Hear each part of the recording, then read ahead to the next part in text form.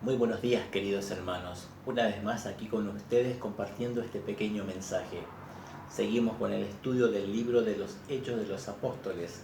El día de ayer Naco nos compartía la lección de los 7 diáconos. ¿Cuáles eran las características de estos diáconos? Capítulo 6, versículo 3 dice de esta manera: buen testimonio, llenos del Espíritu Santo y llenos de sabiduría. Vamos a ver que estas tres características por un lado estaban bien y por otro lado no tanto. Leemos el capítulo 6 y el versículo 8. Dice de esta manera: y Esteban, lleno de gracia y de poder, hacía grandes prodigios y señales entre el pueblo. Versículo 9. Entonces se levantaron unos de la sinagoga. Versículo 10. Pero no podían resistir a la sabiduría y al espíritu con que hablaba. Versículo 11. Entonces sobornaron a unos para que dijesen que le habían oído blasfemar. Y alborotaron al pueblo, dice el versículo 12, y le arrestaron y le trajeron al concilio. Versículo 13. Y pusieron falsos testigos. Finalmente, versículo 15. Entonces, todos los que estaban sentados en el concilio, al fijar los ojos en él, vieron su rostro como el rostro de un ángel. ¿Recuerdan las tres características que tenían que tener? Bueno, aquí se suman dos más. Llenos de gracia y llenos de poder. ¿Por qué les digo que por un lado está bien y por otro no tanto? Por un lado, estas características, las que tenía Esteban, le hacían a él hacer grandes prodigios y señales, como hemos leído. Y estos grandes prodigios y señales contribuían al bienestar del pueblo. Recuerden que la iglesia crecía, que los hermanos compartían las cosas a tal punto de que no había necesidad entre ellos. Todo era alegría, todo era regocijo. Y Esteban contribuía a todo esto.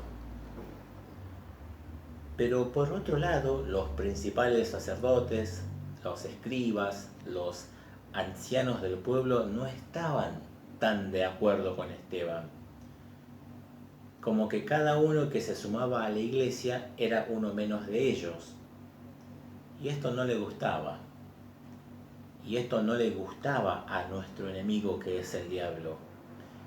Y tuvieron que armar toda esta mentira, tal como ya lo habían hecho con el Señor Jesucristo, para desacreditar sus palabras y sus señales. ¿Qué fue entonces lo que pasó? ¿Cómo puede ser que de un instante que todo iba bien, que Esteban estaba haciendo las cosas bien, en un instante las cosas se complicaron de esta manera? ¿Se pueden complicar las cosas de esta manera? Digo, pensando y haciendo un paralelismo con nosotros, ¿se pueden complicar nuestras cosas estando bien nosotros, haciendo bien las cosas? ¿Se pueden complicar de esta manera? Veamos un poco el ejemplo de José. José era el hijo preferido de su padre, de Jacob. Por este motivo él le regala una túnica, pero esto no les gustó a los hermanos. ¿Y qué fue lo que hicieron? Lo vendieron como esclavo. Así de la nada. Estando ya en Egipto, cuando las cosas comenzaban más o menos a funcionar en casa de Potifar, la mujer quiere algo más y como no lo obtiene, lo acusa de querer violarla, así de la nada. ¿No te ha pasado a vos? ¿Nunca te pasó que estando todo bien y haciendo bien las cosas, un compañero de trabajo, un compañero de facultad, una vecina del barrio, un familiar, un amigo, habla mal de vos, dice mentiras y se ocupa de que todos lo sepan?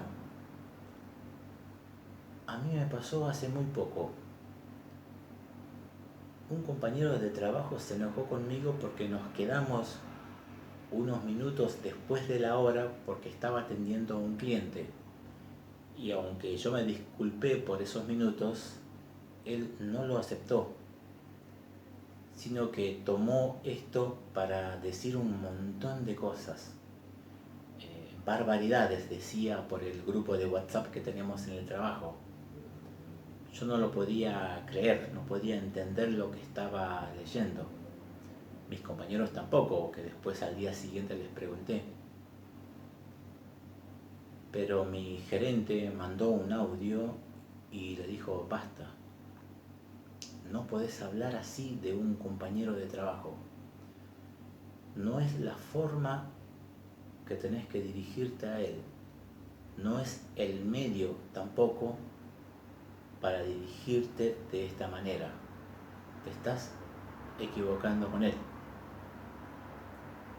No sé lo que pasó con este compañero porque hasta ahora no lo he visto y no sé si volverá a trabajar. ¿Se pueden complicar tan así las cosas? Miren, hermanos, un error que cometemos nosotros los cristianos es creer que no se pueden complicar. Un error es ignorar las acechanzas del diablo para con nosotros. Un error es creer en Dios, pero no creer en el diablo.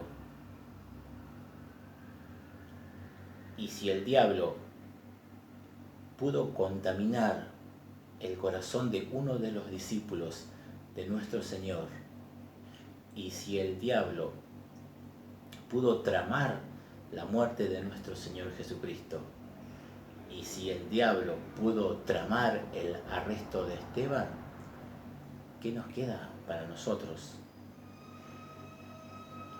Las cosas se pueden complicar y muchas veces se pueden poner muy feas. Pero lo que no tenemos que olvidar nosotros, así como lo dice Jeremías en el capítulo 20, el versículo 11, que Dios está con nosotros como un poderoso gigante. No tenemos que olvidar que así como le pasó a David, allí enfrentando a Goliat, en el capítulo 17, el versículo 45 de 1 Samuel, le dice de esta manera a Goliat: tú vienes a mí con espada y lanza y jabalina, mas yo vengo a ti en el nombre de Jehová de los ejércitos, el Dios de los escuadrones de Israel, a quien tú has provocado. Las cosas se pueden complicar totalmente, sí. Lo que nunca debemos olvidar es de que Dios está con nosotros. Y sabemos que mayor es el que está en nosotros, mayor que cualquier complicación, mayor que cualquier gigante. Es nuestro Señor Jesucristo que el que está en el mundo. Dios bendiga su palabra.